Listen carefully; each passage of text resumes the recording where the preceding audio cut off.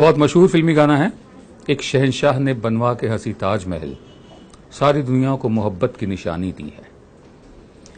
ये लिखा गया था क्योंकि इससे पहले साहिर लुधियानवी लिख चुके थे, ताज तेरे लिए एक मजहर उल्फत ही सही, तुझको इस वादी रंगीन से अकीदत ही सही, मेरी महबूब कहीं और मिला कर मुझसे।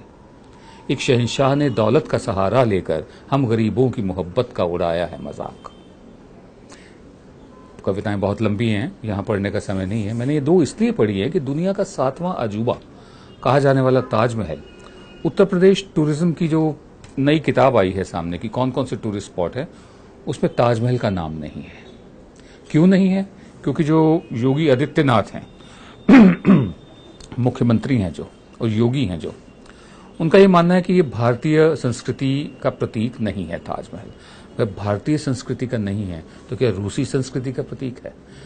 चाहे मुगल हों चाहे लोधी हों, ये लोग यहाँ आकर बसे थे। और मुगलों के जमाने में शाहजहां के वक्त पर तो दुनिया का जीडीपी 24% जीडीपी था हमारा, जो दुनिया में सबसे ज्यादा था। आज 3.7% है। तो भारतीयता क्या होती है? भारतीय होना क्या सिर्फ हिंदू होना है? सदियों से तरह तरह के लोग यहां पर आकर बसते रहे हैं और हमारी सभ्यता यही मिली जुली संस्कृति है।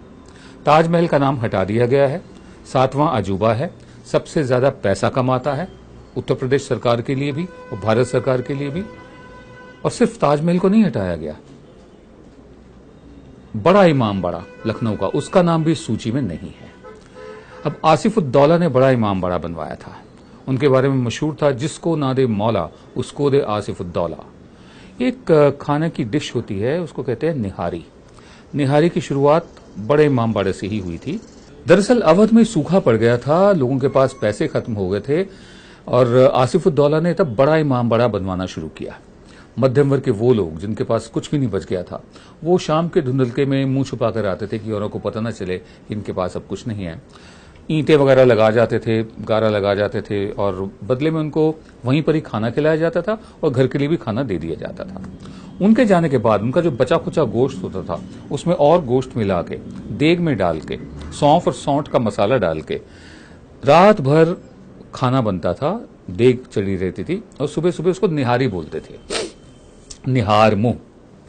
तो सुबह सुबह देहात से गरीब गुरबा आते थे जो कड़ी मशक्कत करने वाले लोग होते थे, उनको एक खाना दिया जाता था सुबह का, निहार मुंह।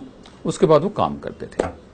तो बड़ा इमामबाड़ा इस ढंग से बना, फूड फॉर वर्क प्रोग्राम आप कह लीजिए, उसका नाम भी लिस्ट में नहीं है। योगी आदित्यनाथ हैं, वो गोरखपुर में गोरखनाथ मठ के मठाधीश भी हैं। गुरु गोरखनाथ ने नाथ संप्रदाय की शुरुआत की थी। ये 12वीं सदी के एक संत थे और इनके एक शिष्य थे मत्स्येंद्र नाथ, जिनको मच्छिंदर भी बोलते हैं। जाग मच्छिंदर गोरख आया, बहुत मशहूर रहा है। और इनका यह मानना था गुरु गोरखनाथ का कि किसी भगवान की पूजा करने की कोई जरूरत नहीं है, आप अपने आप में अपना भगवान ढूंढो।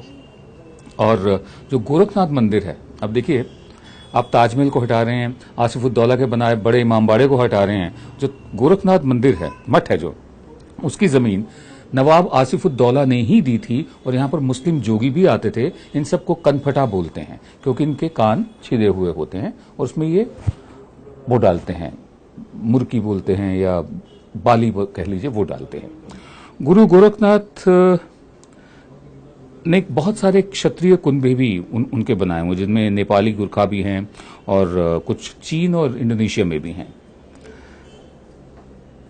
इनका कहना था अदेखी देखी बा, अदेखी देखी बा, जो देखा नहीं गया वो देखो।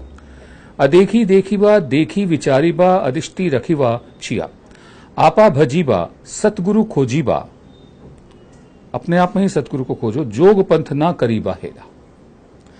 अभी अपने आप में विडंबना कहेंगे, आयरनी कहेंगे कि जिन गुरु गोरखनाथ के मठ के ये मठाधीश है योगी आदित्यनाथ, उसकी जमीन आसिफुद्दौला ने दी थी और आसिफुद्दौला का बनाया ही बड़ा इमामबाड़ा इस सूची में नहीं है, ताजमहल भी नहीं है। जो नाम हैं लिस्ट में वो है कुशीनगर, बुंदेलखंड, वाराणसी, नैमिषारण्य, इलाहाबाद अर्धकुंभ, रामायण परिपथ, बौद्ध परिपथ, मथुरा, शाकमरी माता मंदिर और सलखन फॉसिल्स।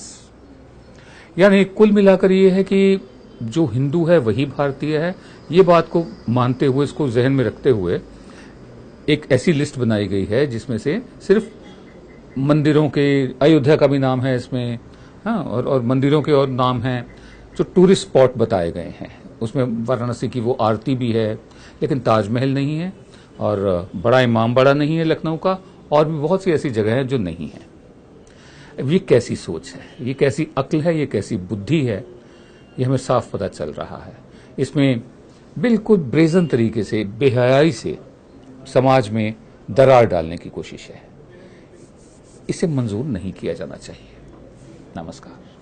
आप देख रहे थे जन गण मन की बात। हम आपसे एक बार फिर इल्तिजा करेंगे, रिक्वेस्ट करेंगे कि आप YouTube पर हमारे जो चैनल है उस पर सब्सक्राइब का बटन दबाइए, साथ में घंटी बनी हुई है, घंटी को दबाइए, ताकि जब भी नया वीडियो अपलोड हो आपको खुद ब खुद सूचना उसकी मिल जाए।